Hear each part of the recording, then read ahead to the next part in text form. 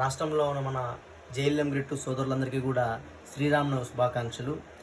సోదరులారా, నేను మీ సుధీర్ బాబు, మన 5 అసోసియేషన్ స్టేట్ ప్రెసిడెంట్గా ఉన్నాను ప్రస్తుతం.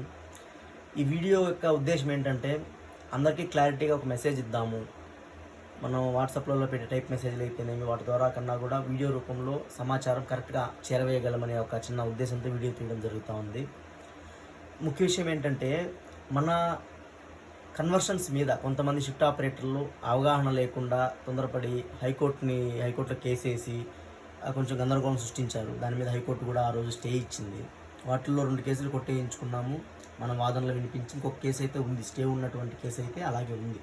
సో మనం ఆ కేసును కూడా బెంచ్ మీద త్వరగా తెప్పించి మన వాదనలు మనం వినిపించి ఆ స్టే అయితే ఇచ్చుకుంటే మనం 2024 జూలై నుంచి మనం జైల్లంలో అవుతాం.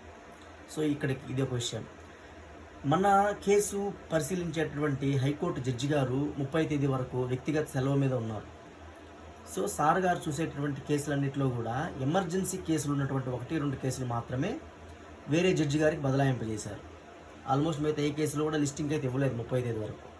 కాబట్టి 30 తేదీ వరకు మన కేసు కూడా బెంచ్ మీదకి రాదు. సో 30 తేదీ అయిపోయిన తర్వాత 31వ తేదీ 1వ తేదీలాగా మనము ఖచ్చితంగా శతవిధాలా ప్రయత్నించి అన్ని రకాలుగా మనం ప్రయత్నించి బెంచ్ మీదకి మన కేసు వచ్చే విధంగా చేసుకొని తొందరగా మన కేసుని ఒక దారిలోకి తీసుకొచ్చేస్తామని కూడా మీ అందరికి తెలియజేస్తున్నాం. కానీ కొంచెం అడ్డంకులు అయితే ఉన్నాయి. వాస్తవంగా అన్నీ బహిరంగంగా చెప్పుకోలేని పరిస్థితి.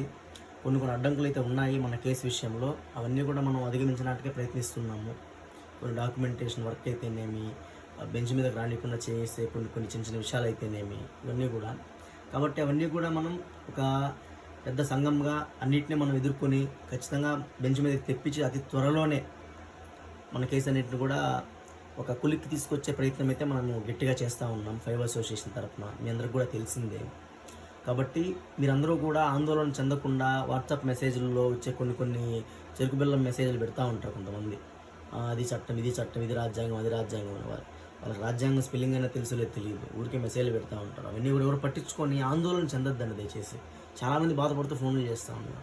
దయచేసి ఎవరు కూడా ఆందోళన చెందొద్దు, బాధపడాల్సిన అవసరం అయితే ఎలాంటి పరిస్థితులు లేదు. ఖచ్చితంగా న్యాయం మన వైపే ఉంది. మనం ఖచ్చితంగా ఈ హైకోర్టు కేసు విషయంలో ఒక కొలిక్కి తీసుకొచ్చి మళ్ళీ మనం 2024 జూలై నుంచే జైల్యంగా గుర్తింపు పొందుతామని, ఖచ్చితంగా దానికి శతవిధాలా ఎలాంటి కృషి కావాలన్న అసోసియేషన్ వెనకాడకుండా చేస్తుందని మీ అందరికీ కూడా మరొకసారి తెలియజేసుకుంటూ సెలవు తీసుకుంటాను చూడండి.